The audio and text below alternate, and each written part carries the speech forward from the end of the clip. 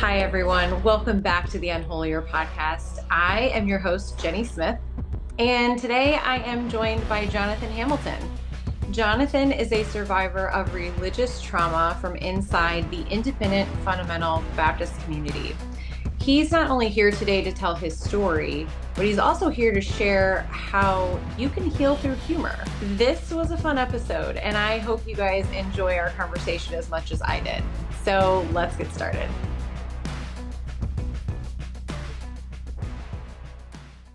Welcome back to the podcast, everyone. Today, I am here with Jonathon. Welcome, Jonathon. It's so good to have you here on the Unholier podcast.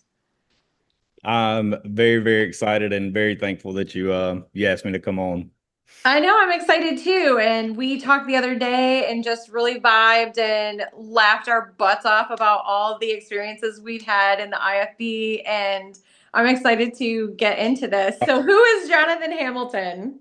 Which great name, by the way. I mean, did you sign the Declaration of Independence? I don't know. It definitely sounds like it. Like my mom was like, "What can sound like really regal in this young man?" And she went with Yes. Jonathon Hamilton. So it I definitely mean, sounds like I signed something important.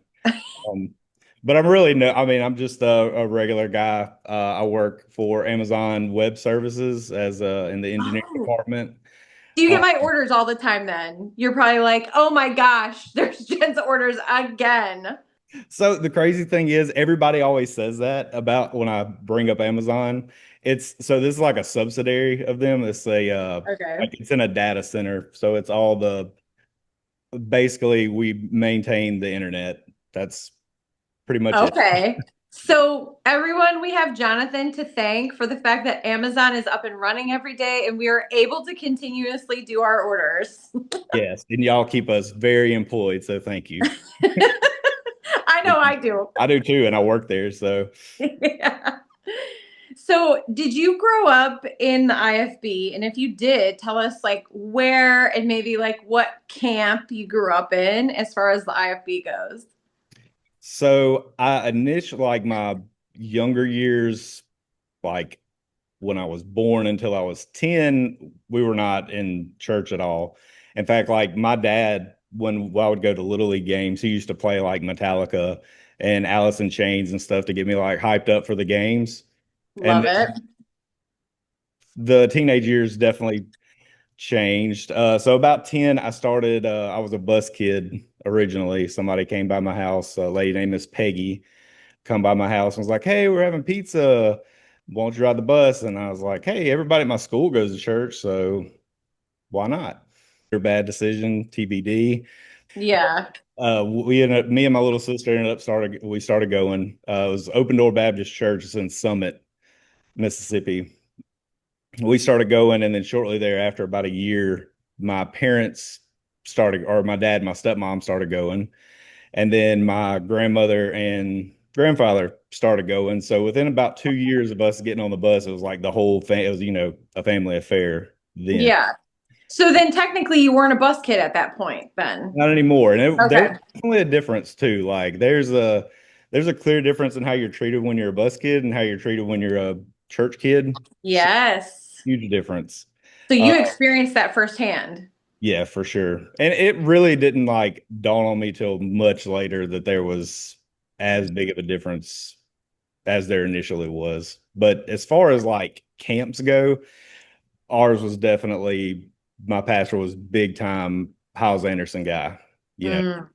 we Jack Hyles was quoted in the pulpit very, very often, pretty much every service. And he tried to style the church after the Jack Hyles way of doing a church, having the bus ministry, started a Christian school, the whole all of it. Yeah. So then he was big into Hiles. Was he also big into Jack Scott? Oh yeah, yeah, for sure. Okay. So were you still going there when the whole scandal happened with Scott and he got arrested? Were you still going to your church at that point? I wasn't, but oddly enough, and we'll probably get into this later, but I left it. I got out of the IFB the first time when I was about somewhere between 19 and 20, and then later got back in and then left a second time for the last time. But that Mhm. in between stage, that somewhere in my early 20s is when all that happened with Scott. And the guy I worked for at the time was still heavily involved in the IFB. And it shook that whole community too. Even me, I mean, I was out of it at the time, but it still was like, wow, that happened. This Yeah. guy who's been telling us, we went to youth conference once a year, every year we went. I was there when Jack Scott rappelled out of the ceiling. We're there for all that stuff. And so when that happened, it was definitely everybody, nobody had answers. Everybody was like, well, we don't, this is a one-off, this doesn't happen in this Mhm. community. Of course, we know better. Yes, we do. Way too often. Yes, the scandals run deep in the IFB for sure. So you kind of miss the drama and you miss was there ever like, did your pastor ever give like an excuse for him? Or I'm always curious as to if the pastors were giving any kind of excuse from the pulpit. Oh, well, he was wrongfully accused. It wasn't like what they're saying or whatever. Because really, when that happens and the pastor or the leadership has put somebody like a Jack Scott or a Jack Hiles up on a pedestal, kind of made them almost like a godhead, so to speak, and then they fall. How do you explain that away? And also, then that would kind of have to then come back and say, well, I was wrong about this person.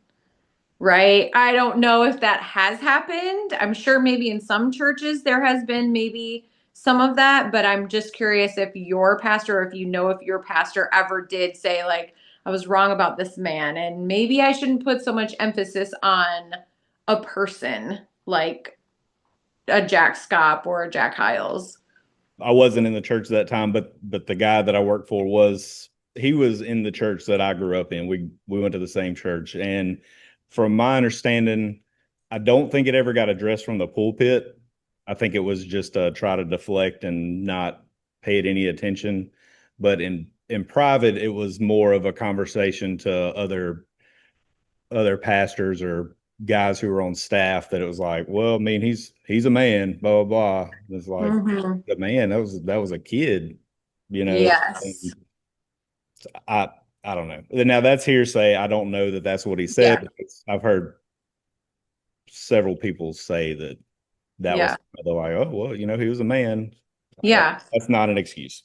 No, absolutely. And I've heard that too. It's just always funny to me that they'll get up in the pulpit and they'll quote people like a Jack Hiles or Jack Scott and really push their ideologies. But then when there's a scandal, it's like, let's not even address it from the pulpit. Let's not even talk about it. Let's act like it didn't happen and it'll just go away. And the problem is for them, I say the problem for them because it's not a problem for us, actually good, is that now we have the internet, we have all the social media, and then the Facebook groups. Of course, we will talk about that in a moment, where we are all kind of finding each other and building this community of people who have left the IFB, who have started their deconstruction journey, and everyone's sort of like finding each other, and we're calling out all the bullshit because there is a lot of it. It's still happening, unfortunately.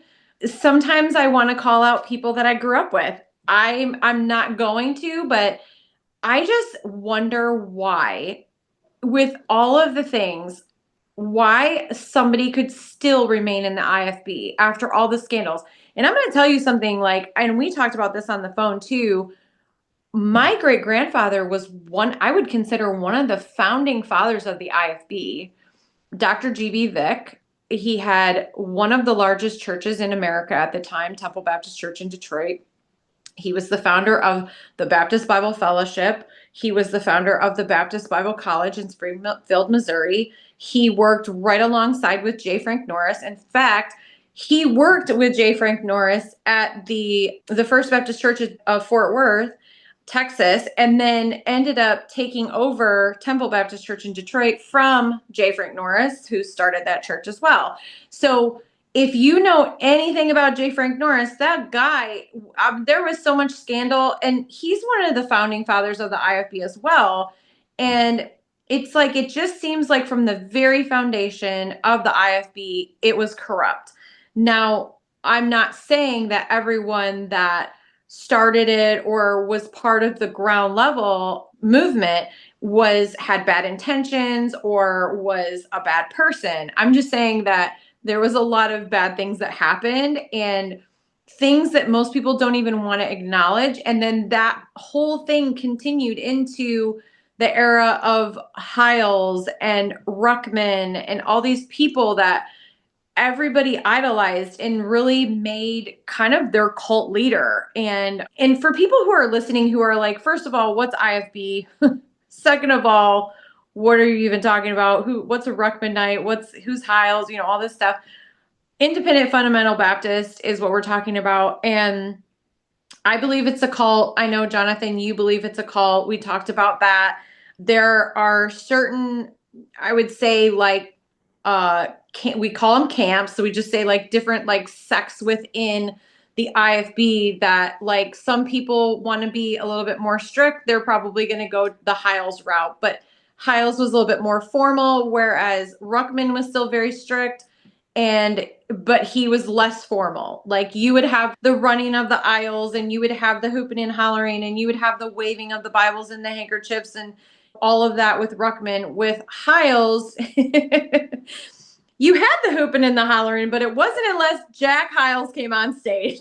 That's like, it. Like that celebrity status that he had. I remember the first time I went to Hiles and I saw that and I was like, this is so wrong. Like it just felt wrong inside of me. I'm like, I'll do this at a rock concert, but for a pastor, it just was weird.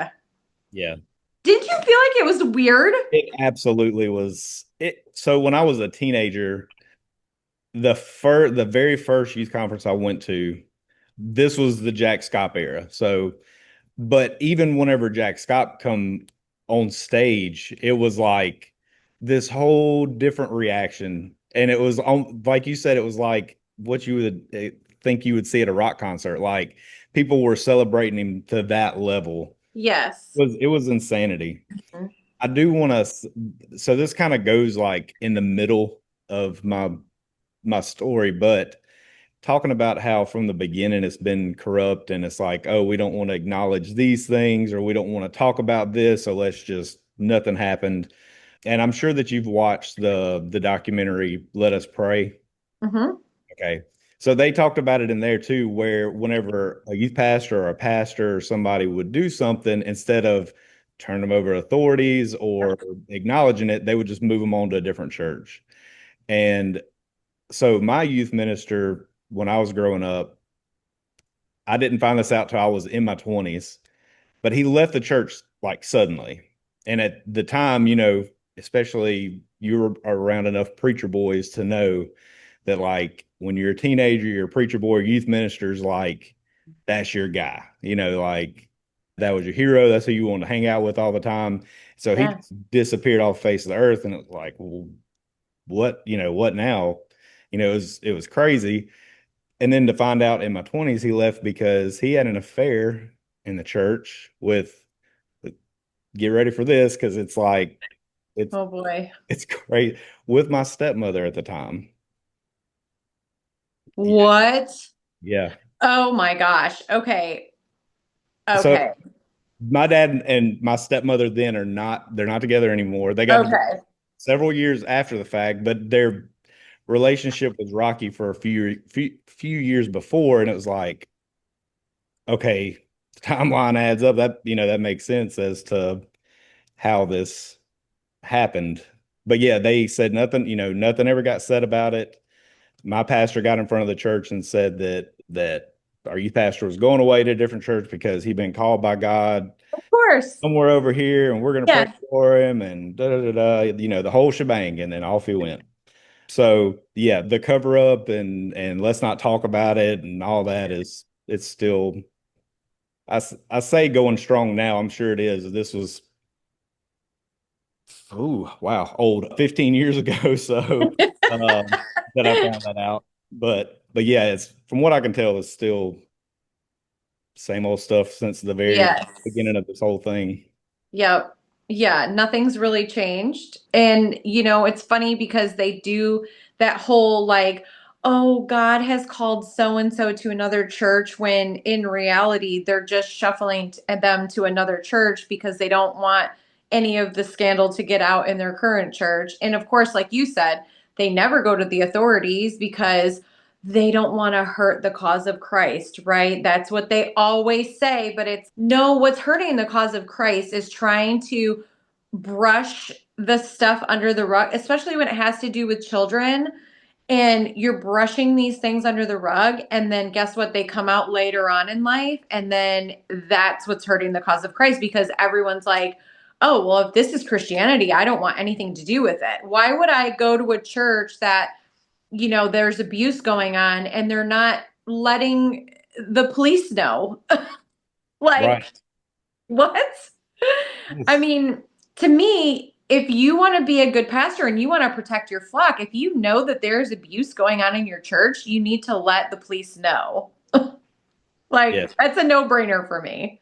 And so oddly enough, even after I got out of the IFB, I'd never heard the term IFB light until I started listening to your podcast. The first time I heard I Okay, yeah. so this was a non-denominational church that I was going to, but it fits the mold of IFB light. So my Yeah. time there was like that long, like I was in and out. But it's in the same hometown. But there was a issue that happened there where a guy, his wife is wait, let me try to remember how this goes. I'm trying to remember the guy's name. Not that it matters because nobody's gonna know him. But anyway, he was like recognized dude in the church. Let's just say that. Like everybody knew who this guy was. Anyway, his wife was having an affair with a teenage girl at a restaurant. Wait. Yeah, like they Okay. worked together at a restaurant and then whatever happened, and they tried to like hide that, but it ended up because like you said, now we're in the internet age. It's not as easy to just brush this stuff under the rug anymore. Yeah. And it got brought out and it like was pretty detrimental to that church just for the sheer fact of like the pastor knew he didn't want to address it because he didn't want it to affect the church. And then by default, because he didn't acknowledge it and try to hide it, it ended up hurting it even worse. So Yep. yeah, that happens way too often. It does happen way too often. And I think that if you are a pastor or you're in any kind of leadership position in a church, whether it's IFB or not, if you're listening to this and you know of abuse happening in your church, please bring it to the police because you need to make a report. You need to get it documented because if and when it comes out, because most likely it will. I mean, we're in the age of technology where people get pissed off enough and they know the information, they're going to go on the internet and put y'all on blast. And so it's better for it to get out there and for everyone to know that you have dealt with it and that you have gone to the authorities with this information and that they're handling it. Yeah. I would much rather have my church be in a newspaper article saying the pastor found out about the abuse or the deacon found out about the abuse and went to the police department and the police are investigating versus seeing it on some social media blog or post and saying this abuse has been going on for years and the pastor and the deacons have all covered it up and now there's this lawsuit and all this stuff going on. I mean, which is worse, right? It's Right. like if your community knows that you are being proactive in protecting your parishioners from abusers in the church, like I don't see that as a bad thing. I see that as a very positive thing for your church and Absolutely. saying like we have a no tolerance policy for abuse in the church, whether it's a husband abusing a wife and she comes to the pastor for counseling and says, I don't know what to do, I'm living in an abusive home, I need help. Instead of like brushing it under the rug or saying, well, let me counsel you guys, like maybe call the cops and say like, hey, this woman is being battered in her own home, she came to me in confidence, I think you guys should investigate. Like, even just that, from that to like children getting abused, all of that stuff, it all needs to come forward if it's being brought to someone's attention. Yeah. And it's the right thing to do. And that's what Christ would do. I mean, the whole thing about the millstone, it's like, if you offend one of these little ones, it's better for you to have a millstone put around your neck and cast into the sea. It's like, do you not get that concept? I just don't. And that's one reason why I say that IFB is a cult, because it really is like, when I did my interview on the podcast with JC Groves from the Recovering Fundamentalist podcast, I always call it a syndicate, like it's the IFB syndicate, right? Yes. And Yeah. but he called it a fraternity, and I was like, that is so accurate, because it's really like it's a male dominant religion, but this fraternity where they're all kind of protecting each other. And it's really crazy when you think about it. Yeah. It is. And that's one of the things, like I've always the stuff that's happened to the women and the girls inside the IFB is it's insane, and especially what like things that I've witnessed firsthand, and then hearing about it happen at like watching Let Us Pray and hearing, Yeah. oh wow, that happened across the country too, and then hearing you, and it's like, wow, so it wasn't like, because to me for the longest time it felt like maybe I'm in this little isolated bubble down here in Mississippi, like this is just some backwater stuff. But no, it was everywhere. And it's absolutely a fraternity. When they try to, like, as a preacher boy who was definitely being groomed to take the next step, there was already like preferential treatment toward me coming up. It's like, oh, I sat down with pastors and they're like, oh, God's already told me you're going to do great things. And da da da da, and then find out the things that these guys did later in life. Like God wasn't telling you anything, first of all, because Yeah. you probably were not talking to God to begin with. Right. I don't know who you're talking to, but it wasn't God. Yeah. But they're like, oh, you're going to do great things, and definitely like tried to. It was always trying to like pull me in, make me feel included. And then it was like the closer I got in, the more off color things started getting said, to the point is like, this is the conversation you and I had on the phone. I'll, I'll, so I'll speak to that. Is the first, when I first left the IFB was because of that getting brought in more into the fraternity, like, oh, you're our guy, whatever. But I was running a bus route and I got called into the pastor's office after we parked the bus, was leaving for that Sunday. He was like, "Hey, let me talk to you." Went in the office. He was like, "Hey, look, just want to let you know your ratio was a little off." I was like, "My ratio?" He's like, "Yeah, like the number to number." I'm like, what are what exactly, what are you talking about? My ratio is off." And he's like, "You're really going to make me say it?" And I was like, "Well, yeah, need to make it plain what you're trying to say." And he's like, "You had too many black kids on your bus." And I was like, Oh my gosh. "Excuse me?" Are like, okay. I said, "Weren't you the same guy that was on the front pew like a couple weeks ago when the kids choir was singing red and yellow, black and white? They're all precious in His sight, and you were amen, amen." They don't believe that though. But now you're telling me that I have to. Okay, so that was when I left the first time and should have stayed gone. But um, we can get into the other part later. But Yeah, yeah.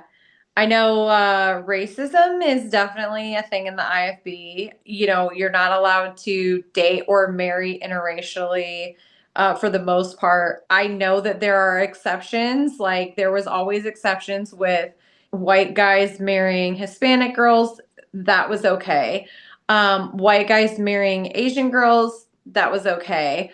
White guys marrying a black girl, that was not okay. That was not okay. We couldn't do that. Like, you could not date interracially, except, like, you could, but you couldn't date interracially if it was a black person. Like, that just never made sense to me. yeah, that was definitely IFBY. But like, and I think what was the girl's name that you had on at the end of your first season? Y'all were talking about the rock music and Oh, Jonna, yeah. Donna. So she was talking about how crazy it was, the IFB in the South, like how crazy they are down there. It's probably just as bad or worse than what you think. But that when I was getting ready to go to Champion, my pastor actually was like, he wanted me to go to Hiles because, like I said, we were in the Hiles camp. He was like, "Well, Erica Pacey is in a interracial marriage. He's married to an Asian woman. Normally, that would be okay, but in this particular case, and I come to find that out later too, we pick and choose when things Yes. suit our needs. Yes. But he wasn't a fan of that at all. Which is so crazy to me. I just don't understand that. I know I went to Bob Jones University, and in the late 90s, there was a big to do because it was during one of the elections, and George Bush came to visit and spoke in chapel. In fact, we had a couple of politicians that were running at the time come and speak in chapel. And there was this one, I don't know, news source, I don't know if it's ABC or CNN or whatever, that basically did some digging into the rules at Bob Jones University and found out that interracial dating was not allowed. It was all over the news. It was on like the news, it was on late night talk shows, it was on Jay Leno, where they were addressing this whole Wow. like interracial situation at Bob Jones, which then they were pushing like George Bush Jr. to like basically denounce Bob Jones University and the fact that it was a racist university and all of this kind of stuff. So it got to the point where they ended up changing the rules to allow interracial dating as long as you had both sets of parents approval. You had to have written approval. And it was like, okay, I think this is crazy, but also now they allow interracial dating, but it took them a long time. And with stipulations, Yes, and with Well, stipulations, like you're like 18 to 21 on average when you're going to college, like you are an adult and you still need mommy and daddy's signature to say like, can I date this person that is not white? Give me a break. Well, and I've heard people talk about that throughout whether it was here or Recovering Fundamentalist podcast. You hear it so often about going to Bible college where it was just really like a glorified youth camp. You still needed Yes.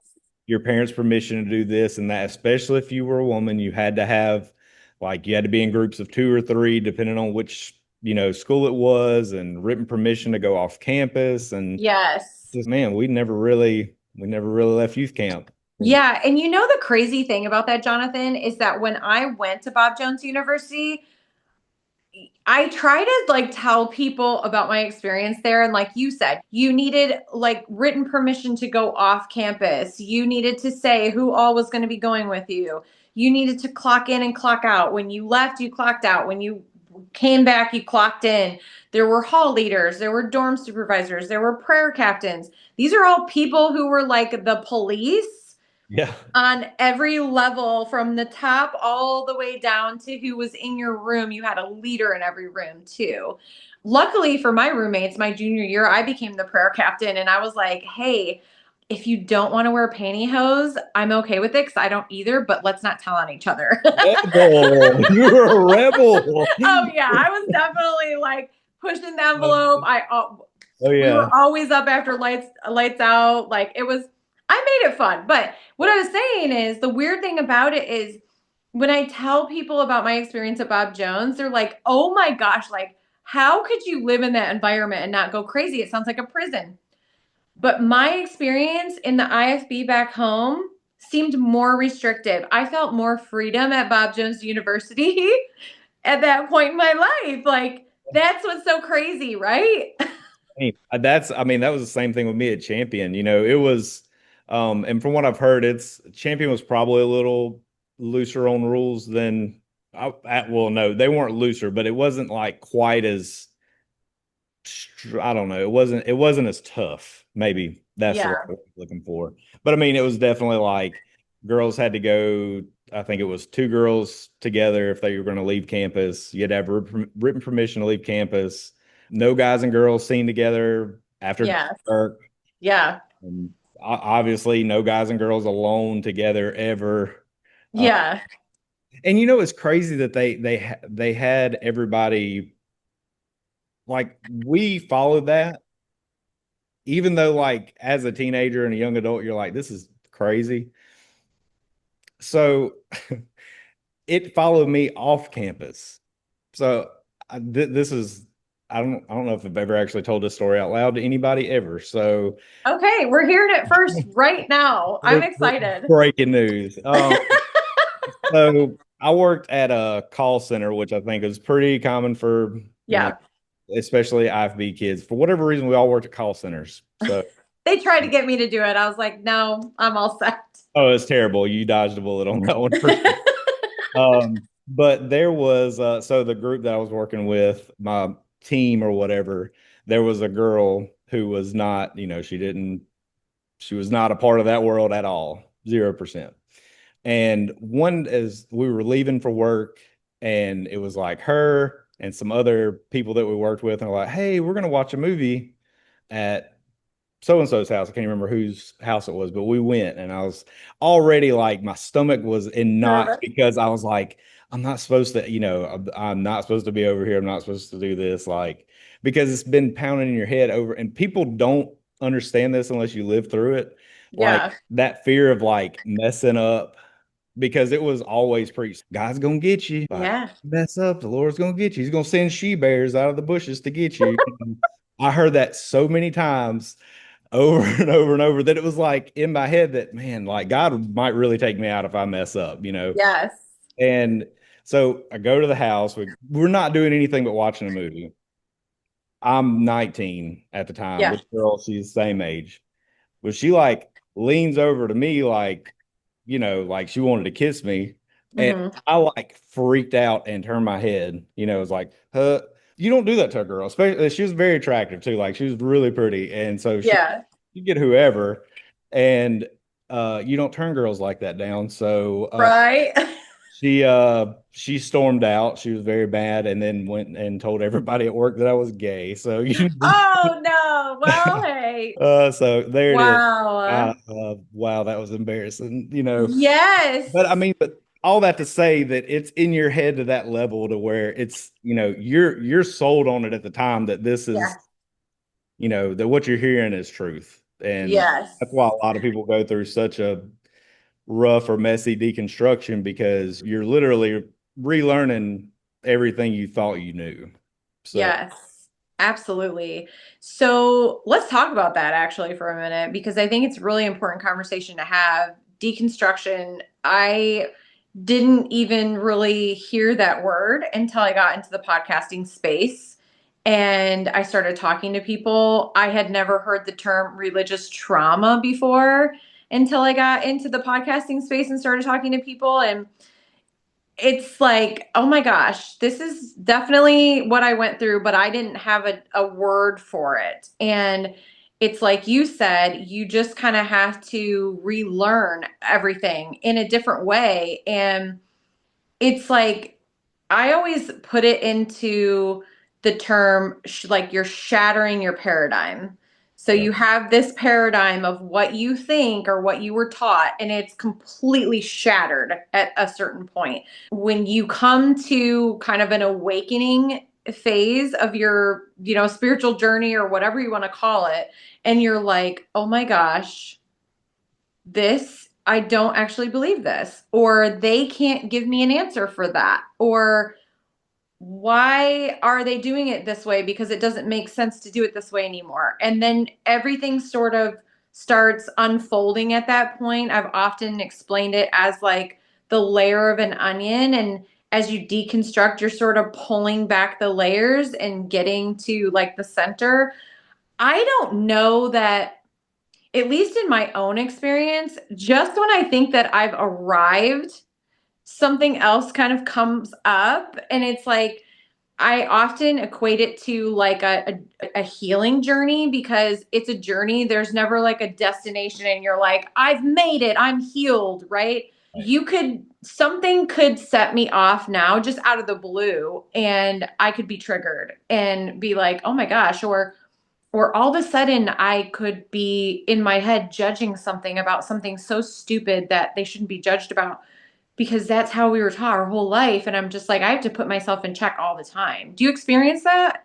Oh, absolutely. And in fact, in your the episode with JC, he said something about his default is legalism. Like he doesn't Yes. do it's not like, that's why he called it the Recovering Fundamentalist podcast, because we're all trying to recover from this religious trauma. And Yes. that is the thing. Like it's very hard to get that out of your system and to completely break it down to the point to where it doesn't affect you anymore, because to some level it will always affect you. Like you said, Mhm. it's a healing thing. It takes time. But Yeah. I jump to conclusions, or go to judge somebody really fast, and I have to catch myself. It's like, wait a Yeah. minute. Like, this is the same thing that I'm trying to fight against now. Yeah.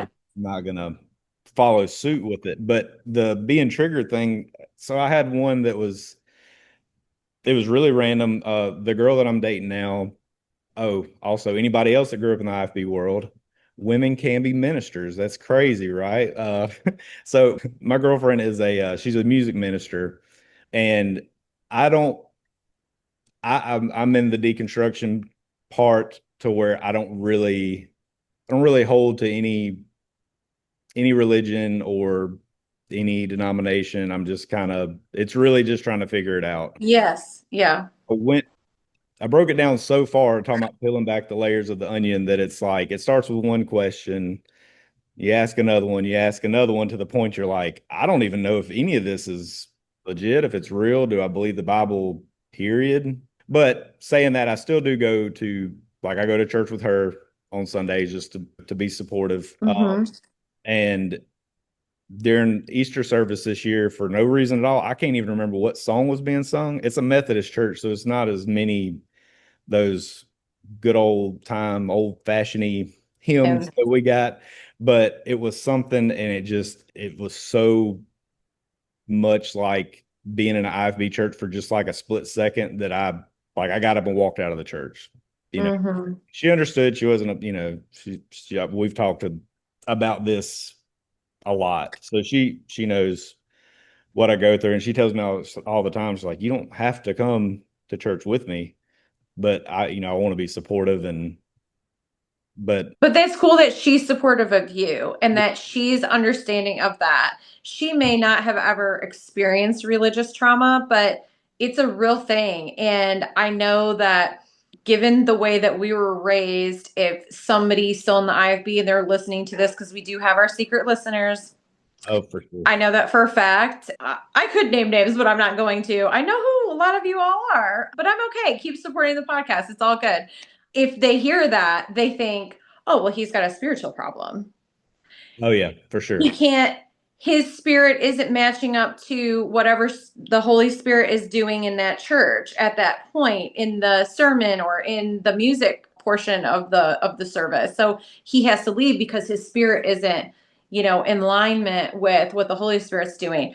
I mean, we were taught literally all of that. And if you had depression, you had a spiritual problem. If you had Yes. anxiety, you had a spiritual problem. Like mental health was, Not a thing to it was them. not a thing at all, which is so unfortunate Yes. because so many people can be helped by going to a therapist and talking about what their issues are or abuse that might be happening, but because they're so brainwashed to think that the only person they can talk to is their pastor or pastor's wife, they're living in this perpetual, like, essentially just a life of doom, of depression, anxiety, torment internally. And it doesn't have to be that way. Yes, It's just, to me, it's so sad that people are living in that every day. it is. And a lot of them continue to choose it. Like, and in a day and age where there's to me now, there's a mountain of evidence, that's this high, that shows that, hey, the IFB is probably not the right way to go. It's man worship. It like to really just boil it down, it's a cult, and Yes. it's not good. But Yeah. uh, I forgot where I was going with that. That's all right. We were saying, Now, now some people could be saying, like, because I've had people reach out to me and be like, you're being dramatic. It's not a cult. It wasn't that bad. It's not like that. You're trying to be a victim, all of this stuff. And it's like, Well, okay, let's be fair. The IFB is on a spectrum. Like, you might have, like I said, an IFB light church where women are allowed to kind of be who they are. They can wear pants as long as they're modest. They have maybe some of the newer songs sung at their church. They don't just sing hymns. Like, they're allowed to interracially date, like, or interracially marry. Like, maybe your church isn't like that, and congratulations, thank the Lord you were not raised on the other side of the spectrum, because the majority of the IFB is like that, and it is a cult. And I would say to the people who are going to a more IFB light church, like, if I was your pastor, I would be really questioning to put the name IFB next to y'all's church name, because it has a terrible reputation. And I can say that being a great granddaughter of a founder of it. I never knew my great grandfather, but everybody that I've ever talked to talked about what a great man he was. And he may have been, and he did a lot of wonderful things, but I can tell you a couple things. One thing that may shock everyone is he was never an ordained minister. Two, whether he subscribed to these sentiments or not, he did not baptize Black people in his church. Now, he's the pastor of one of the largest churches in the US at the time, and certainly the largest church in Detroit, Michigan, which had a high Black population and still does to this day. But why would you want to do that? Like, where is that in the Bible? I'm sorry. I have a problem with that. And if he was alive today, I would definitely be asking him this question. You cannot set yourself up to love love the world, love people, open yourself, up to, like, be Christ-like and say, like, God loves everyone. Like you said, red, yellow, black, and white. They're precious in his sight. But if you are a Black person and you get saved in this church, we are not going to baptize you. So you have to go somewhere else. What the heck is that? I That can't is justify crazy. it. It's like anytime I try to explain IFB to anybody, it's like, think of 1950s America, and Yes. that's it. And I think that's where, 1950s America was very racist at the time. And Very racist. which, I mean, people can say whatever they want. This is something that is still being dealt with today. Like, people are Yep. still horrible all the time. Yes.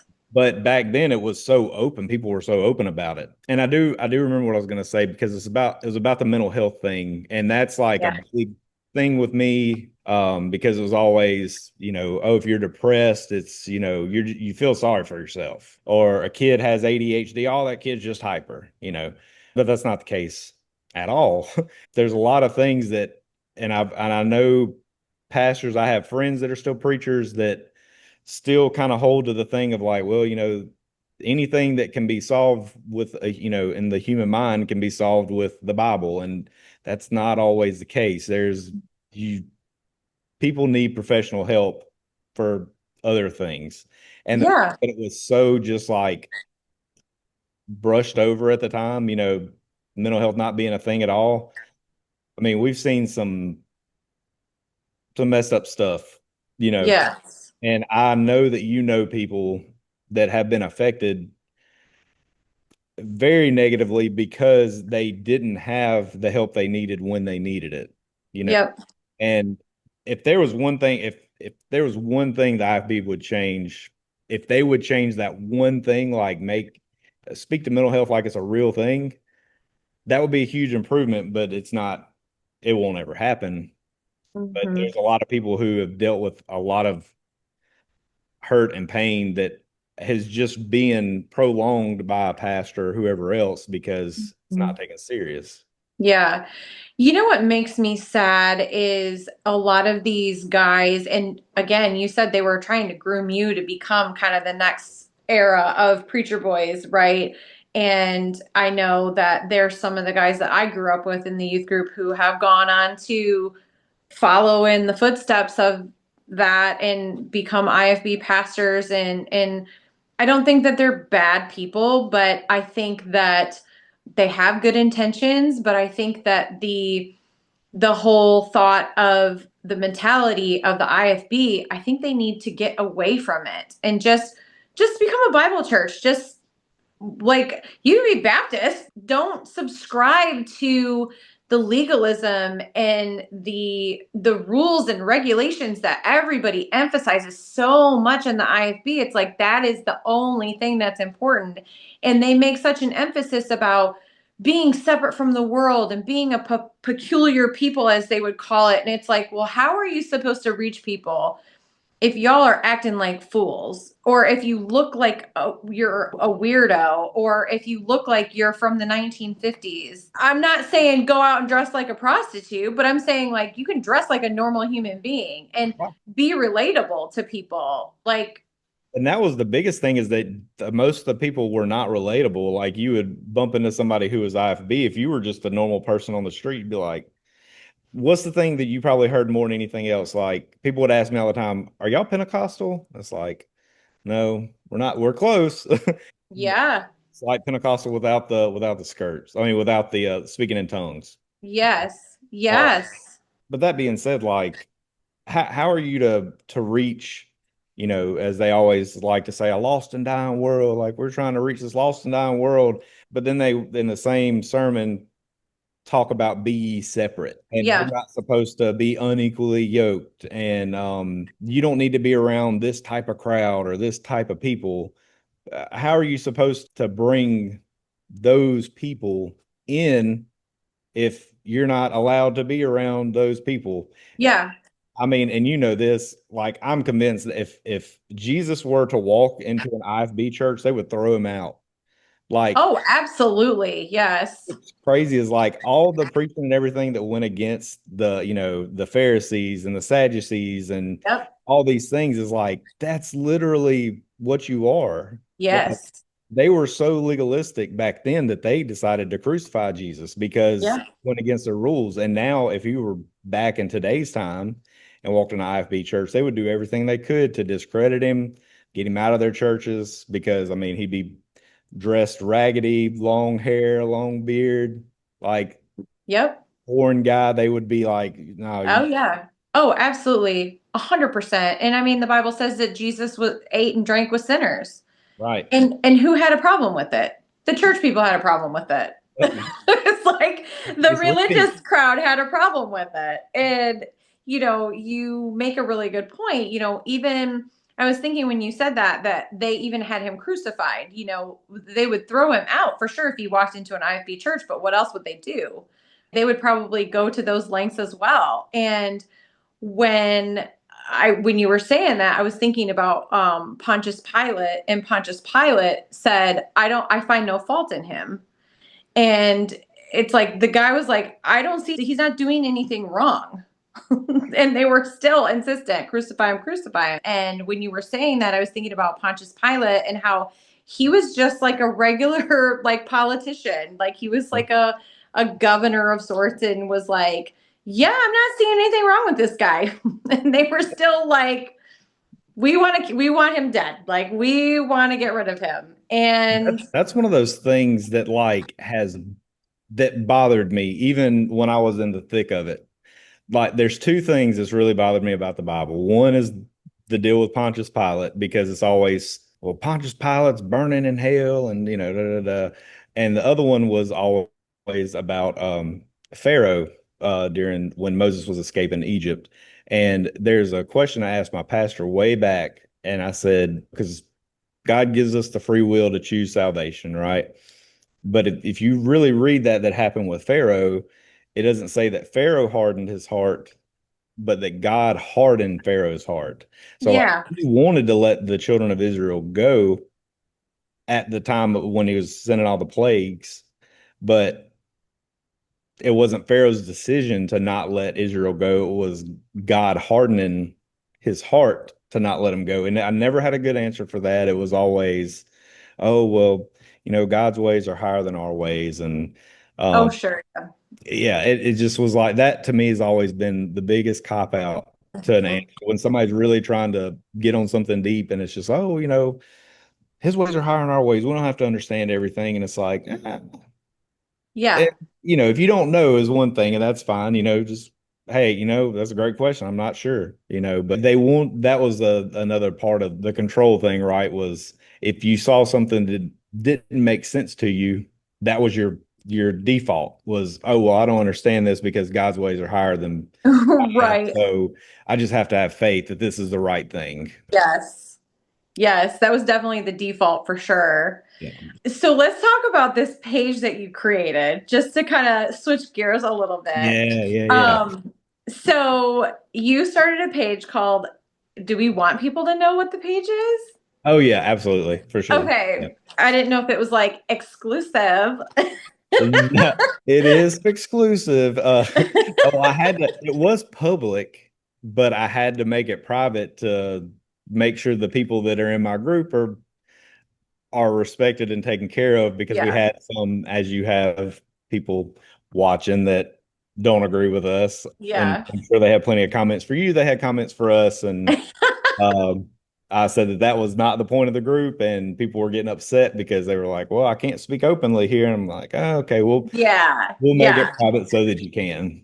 So Jonathan has created a Facebook group for those who have left the IFB, who are in the midst of their deconstruction, and it is called X1611. And if you have not checked it out, it's definitely entertaining.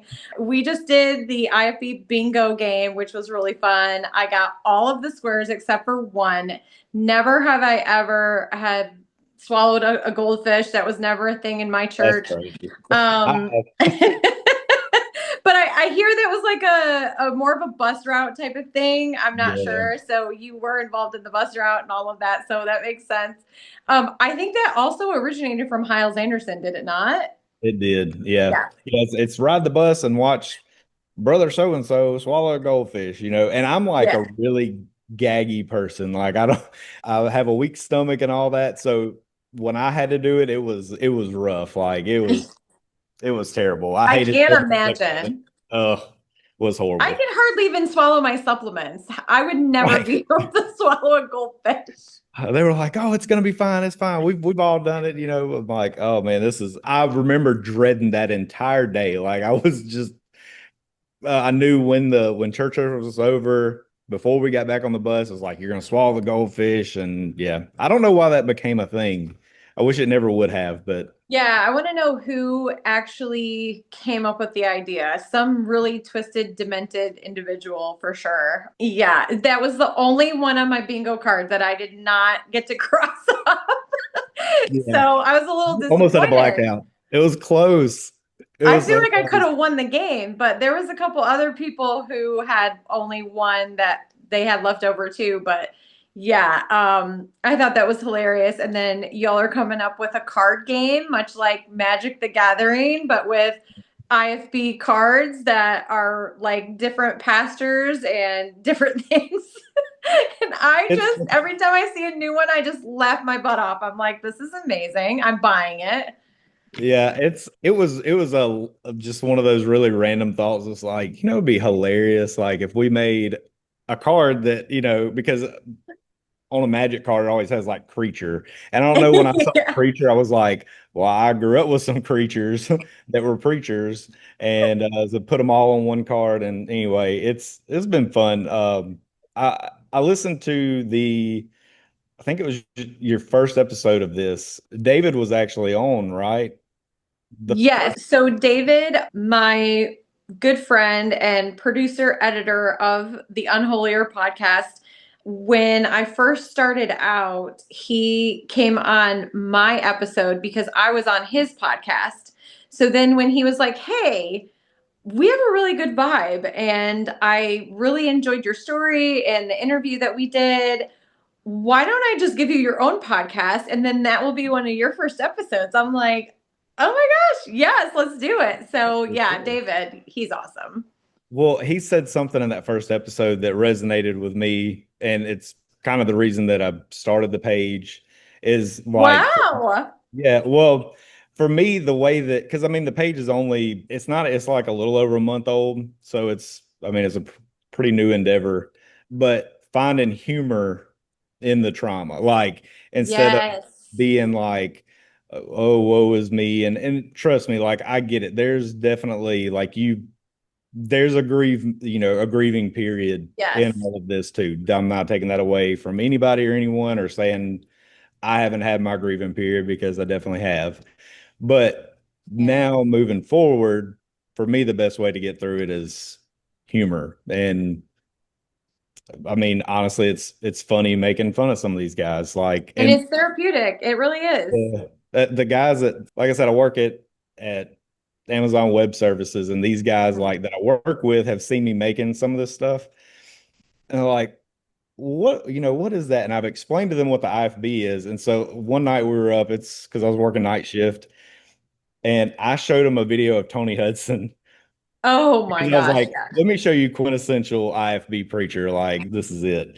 And they have like we walk through work now, and they'll just like holler out at people, "Hey, look up here, look on up in here, look on up in here!" Like, Yes. they scream it and holler because they think it's insane. They said that it's like they said that they're like cartoon characters. They're like Yes. if they would have saw Tony Hudson in person, like or on a video, they're like, "Dude, I thought it was like a Saturday Night Live skit."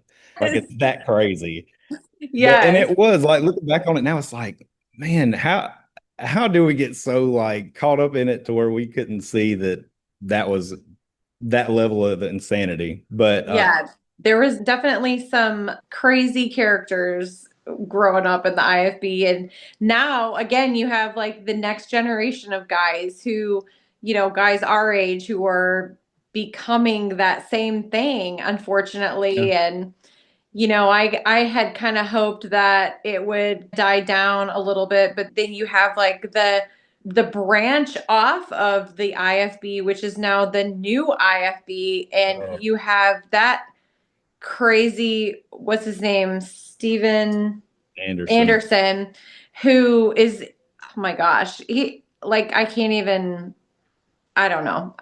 Like, and he's lost his whole family. And that's the thing. Like, I tell people, like, is that the goal? You're so dogmatic about these legalistic things and putting such a strain on your children and your daughters and your wife and all of these people in your church. And eventually it's going to turn people away. It's going to turn people against you as the pastor. I mean, even I went through a period of time where I didn't talk to my parents. I mean, after my divorce, I went through a period of time where I was like, yeah, no, I don't really want to have a relationship right now. Like, I need to just take a minute. And You went through a lot, so you you needed a minute, you know. yeah, I needed a minute. You needed a minute. And by minute, I mean like 7 years. Yeah. Hey, take all the time you need, for Yeah. sure. No, and I thought that like with when I first heard the term new IFB, I was like, okay, so in my head, I'm like, so maybe this is more like contemporary IFB, like maybe it's Same. not. And I checked that Steven Anderson guy, and I was like, this is worse than the original. Like his Yes. show is way worse. Some of the stuff that he said behind a pulpit. Did you catch the thing about the what he said about the shooting in Florida? No. What is this So recently he said this? this has been, I guess, a year or two ago. Oh, okay. Maybe I haven't. This was before the whole his family pressing charges against him, which is, I mean, that tells you everything you need to know. But what Yeah. was the name of the club that was in? It was in Florida. It was a Oh, yes. It was a nightclub. yeah, yeah. Yes. I don't remember the name, but I believe it was in like Miami or something. Yes.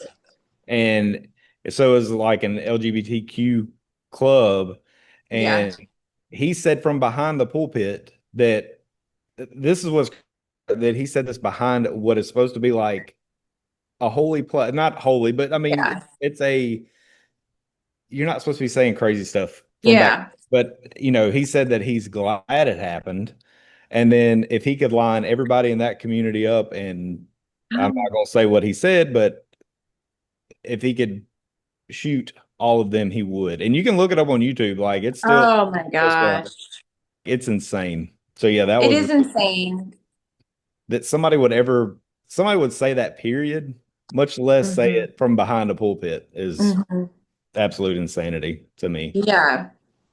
Well, I know that Jesus would never say anything like that. And that's the thing, like the IFB really paints God in a terrible, terrible light. And I was on a live with David, who is a gay man. And I was on a live with him last night, and we were talking about just like the idea of God. And he said, I really want to be respectful.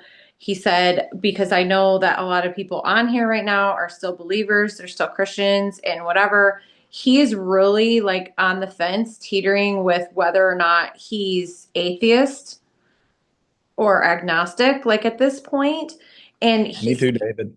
yeah, he's had like some really terrible things happen to him, and like Christians that have said and things to him that are just terrible, and things that are even now in the media, like pastors that are calling for the murder of gay people and all of this stuff, which is not Christianity. That is No, terrible. And not. like you should definitely like retire from the ministry if you are saying those things from your pulpit, because that is not godly at all. And that is, you're never going to reach people that way.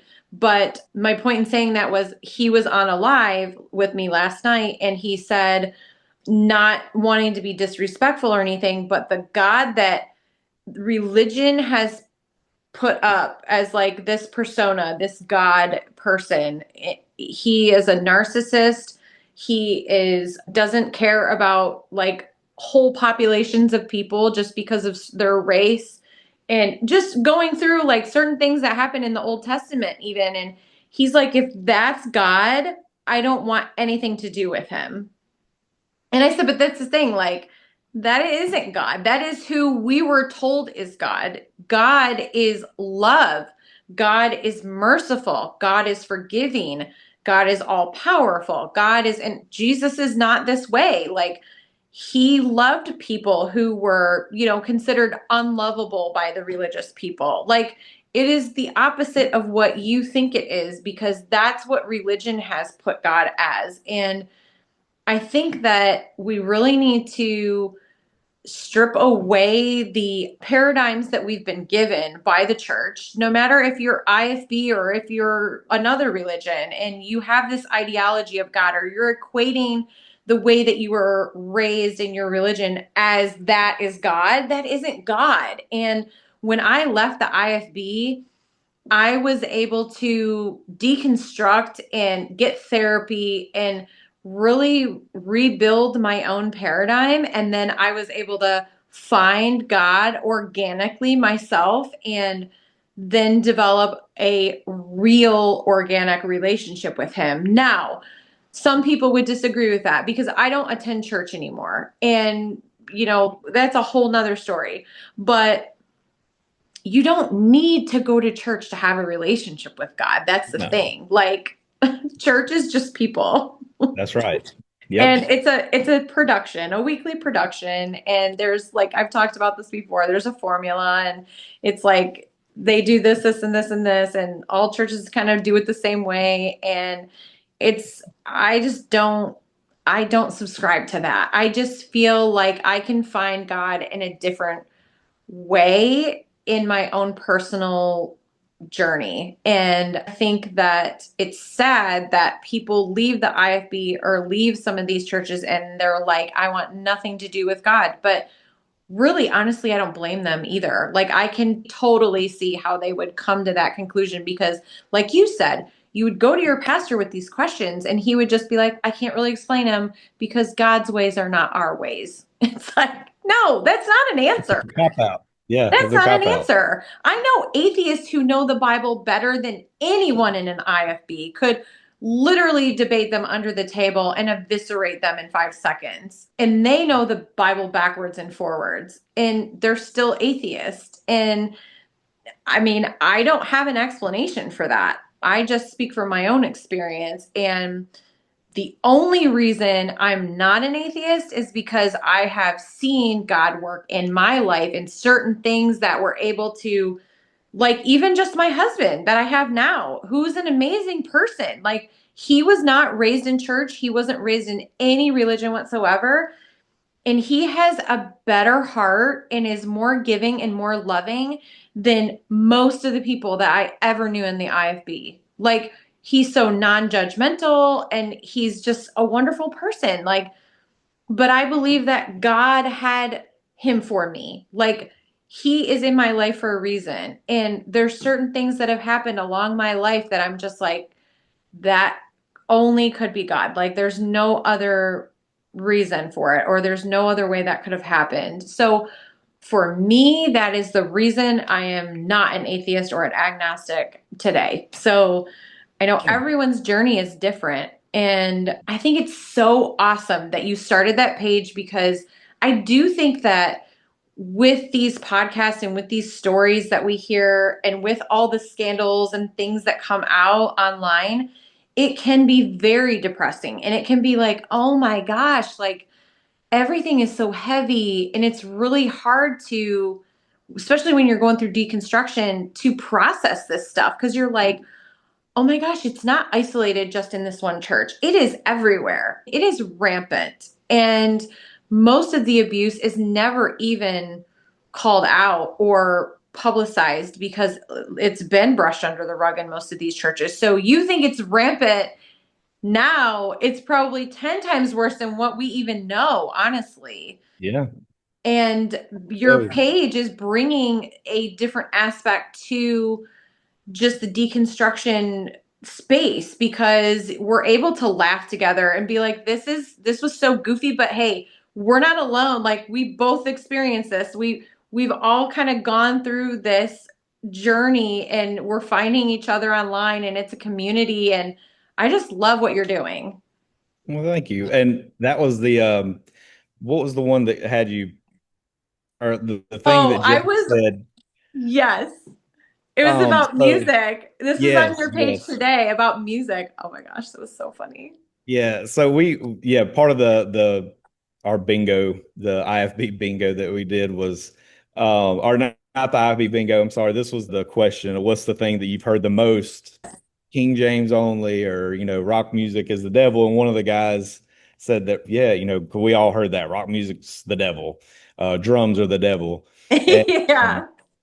and this, what did James say exactly? He said something about just how it was, rock music was always the devil, and this and that. And I was like, yeah, the thing that I got told by my and this is true, my pastor actually said this, and now it's so goofy that it's like, really? But he said that the backbeat in rock music would make your heart stop earlier and make you die younger just by listening to rock music, you would die younger. Yeah. And Okay. that was insanity. Yes. There's so I much of was that like, crazy stuff.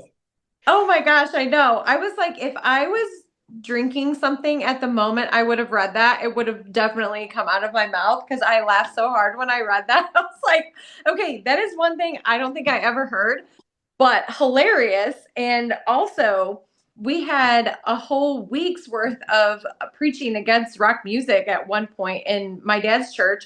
And, it resulted in, people bringing their CDs and cassette tapes into the altar. And, it's like a whole thing, like smashing Yes. CDs and get throwing away your cassette tapes. And then people would say the most ridiculous things like, oh, I threw my rock CDs away, or my rock cassettes, and they wouldn't burn. I've heard that. Oh my goodness. It's the same everywhere. It's the same stories. It's the same They story. wouldn't burn You because burn. they're satanic, and Yes. Satan lives in fire. And so fire is not going to consume the CDs or tapes. Because And they're so already evil, inherently evil. because it's from the pits of hell, Jonathan. That's Yes, why. yes. It is absolutely. It was so one Sunday, I'm in church. I was probably 15 years old, 15. No, I was 16 because I had a car at the time. Sitting in church, we get through, run my bus route. I come back, get in my car, or I'm going to get into my car, and right beside my driver's door is every CD that I had in my car was crushed up on the ground beside my car. So I don't know if it was the pastor, if it was the deacon, or who it was. No. In fact, I have like I have an idea. Like all these years later, I think I know who it was. Okay, who is it, do you think?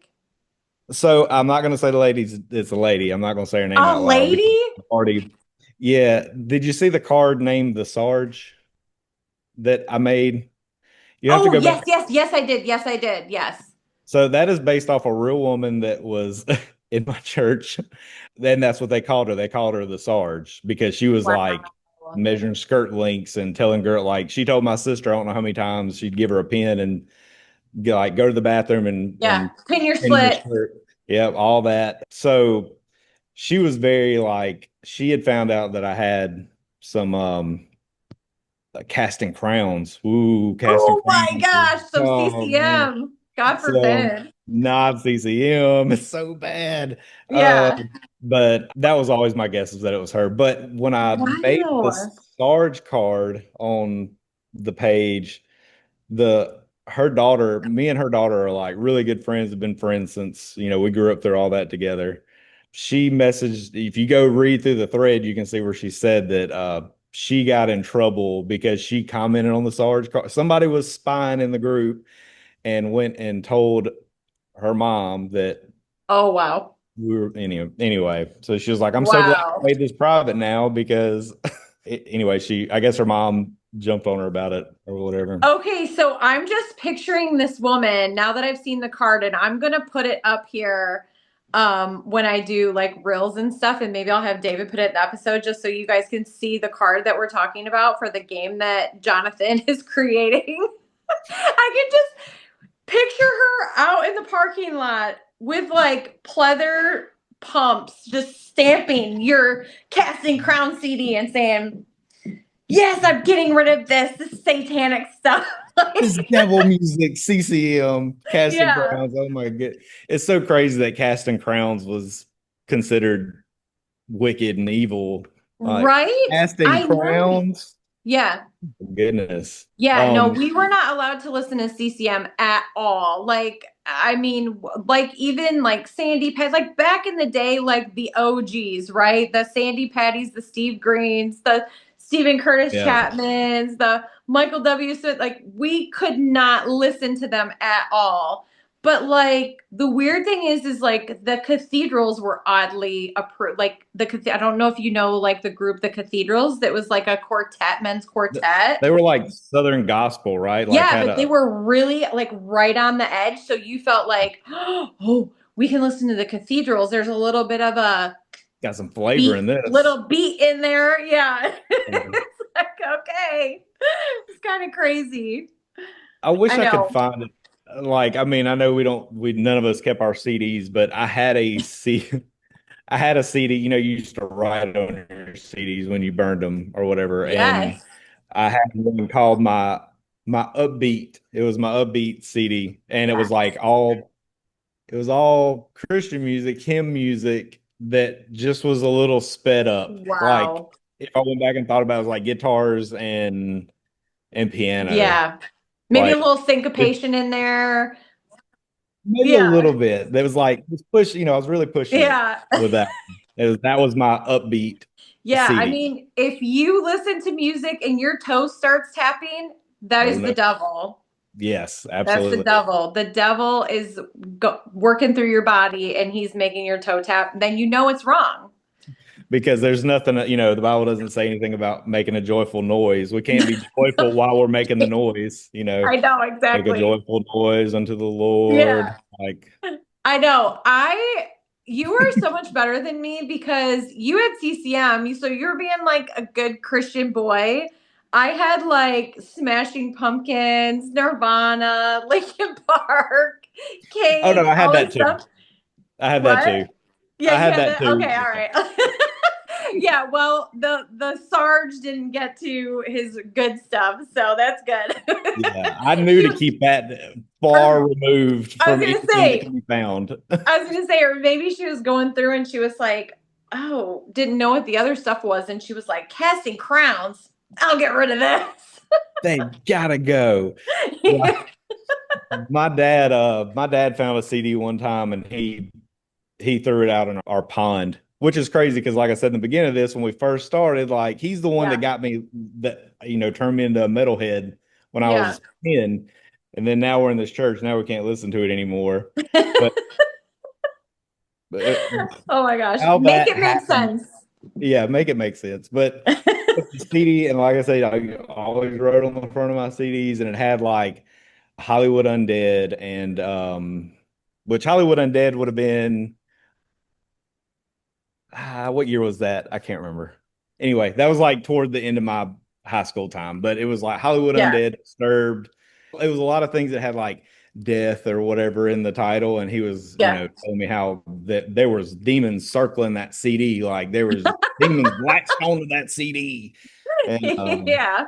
in And you were fact, just going to get possessed when you listen to them. yes, yes. Yeah.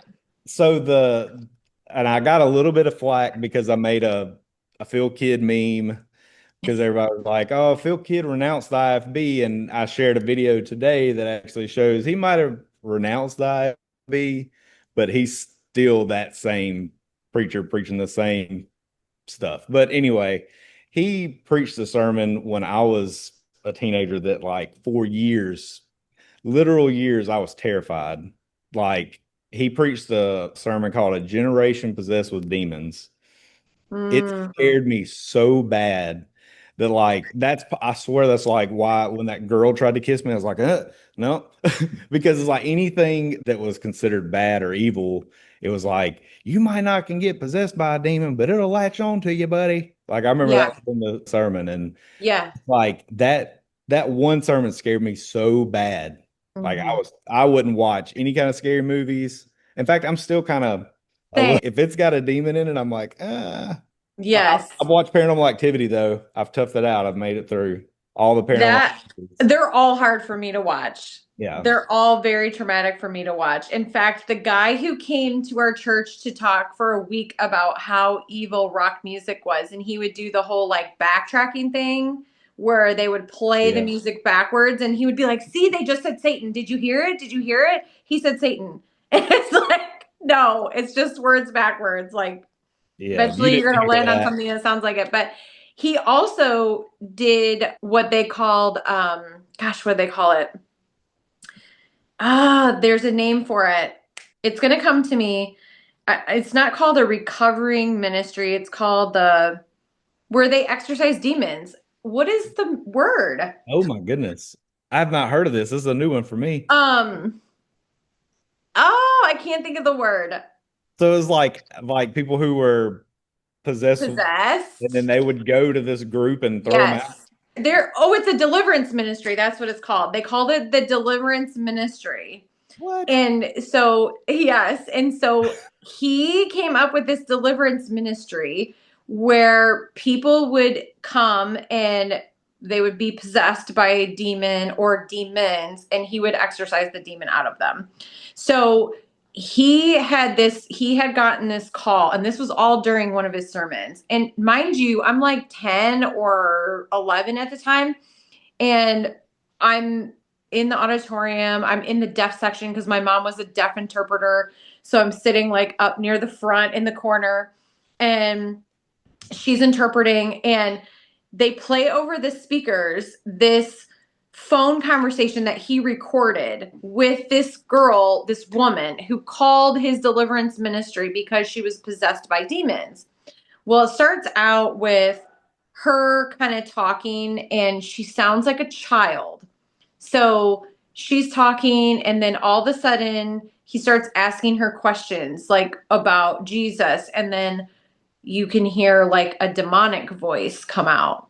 And then, like, him and his family start quoting scripture to her, and more of this demonic voice comes out. And then they start quoting more scripture, and then they start singing songs.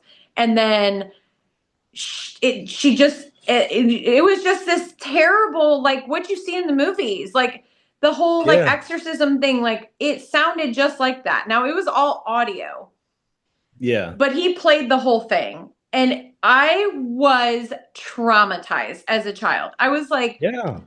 this is terrifying. I don't ever want this to happen to me. Of course, you're thinking like whatever. And then the whole thing is, well, if you get saved, you can't be possessed by demons, but they can oppress you. So like you said, they can Yeah.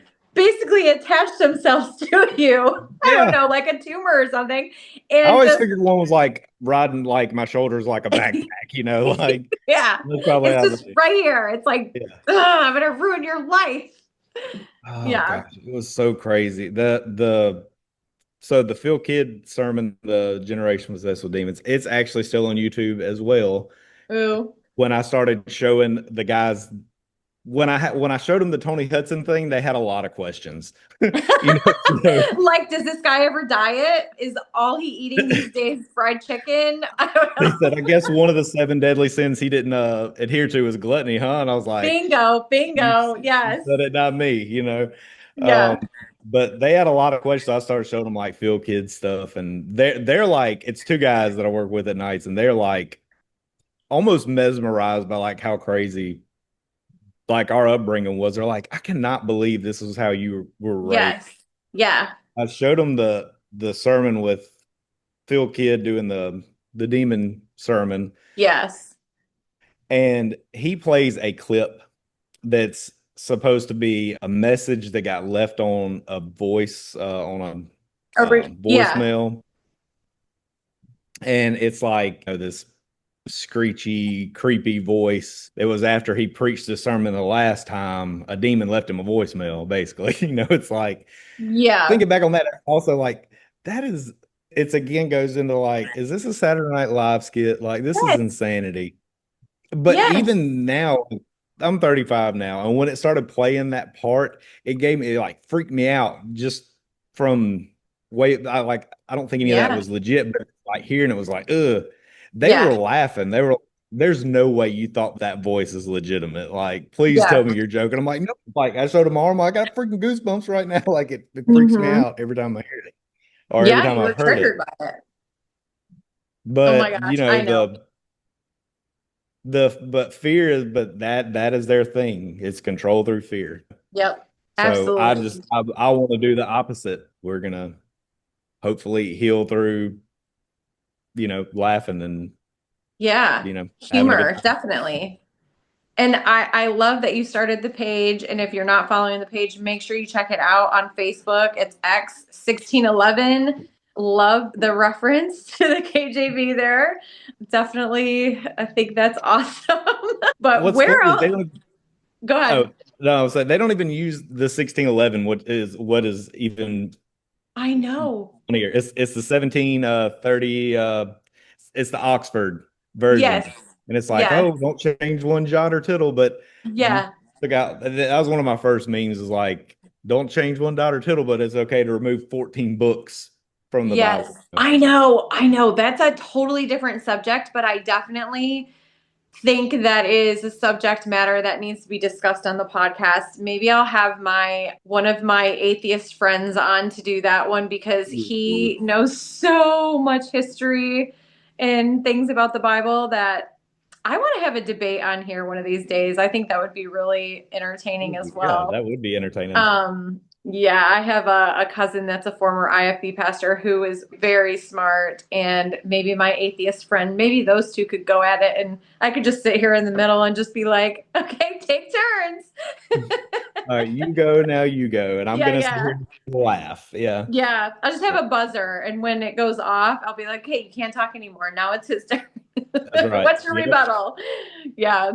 But anyway, well, Jonathan, it's been fun, and I really appreciate you coming on with me today and discussing all things IFB and deconstructing and religious trauma and all of that stuff, all All the wrapped into stuff. one little package. But if you guys aren't following Jonathan, please do so. Again, it's X1611 on Facebook. Join the group. It's a good time. We all have a good laugh. And we are waiting for that game to come out. I can't wait. Hopefully by Christmas, because I'm going to be Oh, gifting it. I hope so. I'm actually getting them made, so we're working through that now. Yeah. Cool. All right. Well, let us know how Unholier can help. If we can do anything to help, let me know, and We'll make it happen for everybody. Sweet. Thank you. I really appreciate you inviting me on. I enjoyed it. Awesome. Me too. Thanks, Jonathan. Wait. Before you stop listening, I just have one thing to say. This is the boring part, guys. It's the legal jargon. Just wanted to make a disclaimer that anything you hear in this episode is all alleged. As you know, everyone is innocent until proven guilty in a court of law. Although we do believe victims and we support survivors and believe their stories, we do have to be careful with accusing people. Thank you so much for listening.